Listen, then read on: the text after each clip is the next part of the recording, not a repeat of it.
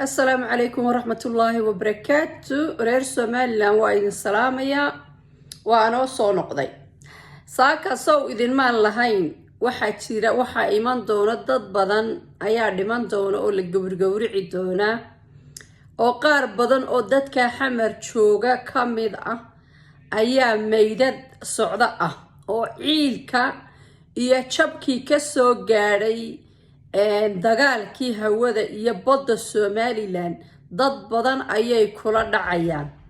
Hadda waxa la soo sheegay Muqdisho nin reer Somaliland beesha Isaaqa oo Arab ah oo lagu sheegay Axmed Aadan Cabdiraxmaan oo xildhibaan hore ahaa in meydkiisi laga helay hoteelkii uu xamar ka deganaa. marka hawshu waa bilaabantay maroora dilaaci iyo maxaan ku leeyahay jabkii ka soo gaaray dadkaas waxa ay kula dhaceen dadkii halka u shaqo tagay oo ay laynayaan. marka intii dhimatay Allah ha u naxariisto haddii ay wax maqlayaan intooda joogtaan meesha ha ka soo dareeraan.